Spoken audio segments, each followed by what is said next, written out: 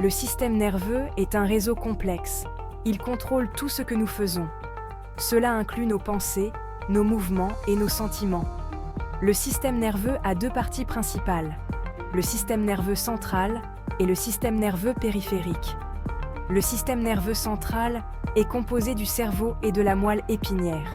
Ils agissent comme le centre de commandement central. Le système nerveux périphérique est un réseau de nerfs. Ces nerfs transportent des messages vers et depuis le système nerveux central. Le système nerveux est essentiel à la vie. Il nous permet d'interagir avec le monde qui nous entoure. Sans notre système nerveux, nous ne pourrions rien faire. Nous ne pourrions ni penser ni ressentir. Nous ne pourrions ni bouger ni sentir le monde qui nous entoure. Ce système est le fondement de ce que nous sommes. Le cerveau est l'organe le plus complexe du corps humain. Il est responsable de tout ce qui fait de nous des êtres humains. Le cerveau est divisé en plusieurs régions, chacune ayant sa propre fonction unique. Le lobe frontal se trouve à l'avant du cerveau, derrière notre front. Cette région est la plus grande partie du cerveau. Elle contrôle nos fonctions cognitives supérieures. Cela inclut la planification, la prise de décision et la mémoire de travail. Le lobe frontal joue également un rôle crucial dans la formation de notre personnalité. Il nous aide à contrôler nos impulsions, à réguler nos émotions et à nous comporter de manière appropriée dans des situations sociales. Des dommages au lobe frontal peuvent avoir des conséquences importantes. Cela peut entraîner des changements de personnalité, des difficultés de planification et de résolution de problèmes, ainsi qu'une altération du jugement.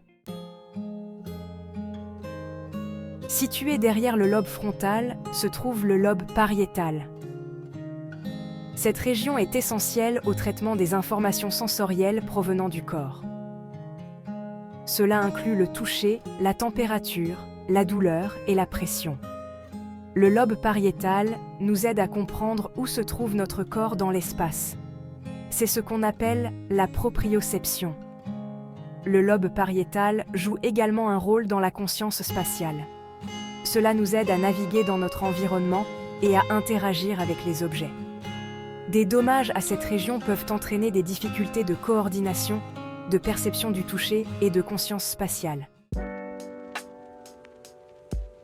Le lobe temporal, souvenir, son et langage. Le lobe temporal se trouve sous le lobe pariétal, près de nos oreilles. Il joue un rôle crucial dans le traitement des informations auditives, de la mémoire et du langage.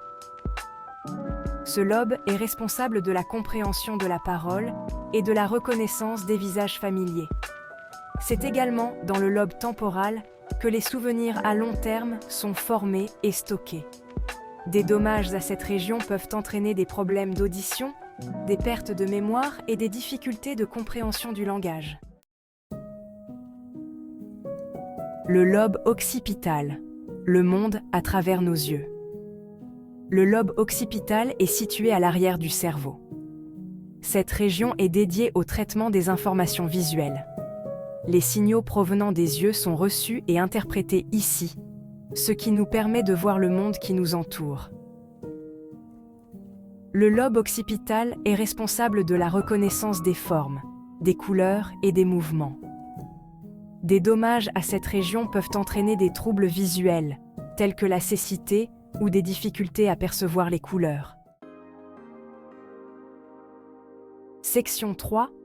Les nerfs crâniens, messagers du cerveau. 12 paires de nerfs crâniens émergent directement du cerveau. Ces nerfs sont responsables du contrôle d'une variété de fonctions de la tête et du cou. Certaines de ces fonctions comprennent les informations sensorielles, comme l'odorat, la vue, le goût et l'ouïe. D'autres contrôlent les mouvements musculaires du visage, des yeux, de la langue et de la gorge. Les nerfs crâniens jouent un rôle vital dans notre vie quotidienne. Ils nous permettent d'interagir avec le monde qui nous entoure et de maintenir des fonctions corporelles essentielles. Par exemple, le nerf optique, nerf crânien numéro 2, transporte les informations visuelles des yeux vers le cerveau, ce qui nous permet de voir. Le nerf vague, nerf crânien numéro 10, régule des fonctions vitales comme le rythme cardiaque, la respiration et la digestion. Section 4. Le réseau de communication du cerveau, une symphonie de neurones. Les neurones sont les unités fondamentales du système nerveux. Ces cellules spécialisées transmettent des informations dans tout le corps par le biais de signaux électrochimiques. Chaque neurone est constitué d'un corps cellulaire, de dendrites et d'un axone. Les dendrites reçoivent les signaux des autres neurones. L'axone transmet les signaux à d'autres neurones, muscles ou glandes. La connexion entre deux neurones est appelée synapse. Lorsqu'un signal électrique atteint l'extrémité d'un axone, il déclenche la libération de messagers chimiques appelés neurotransmetteurs. Ces neurotransmetteurs traversent la synapse et se lient à des récepteurs situés sur les dendrites du neurone suivant. Ce processus permet la communication entre les neurones et dans tout le système nerveux.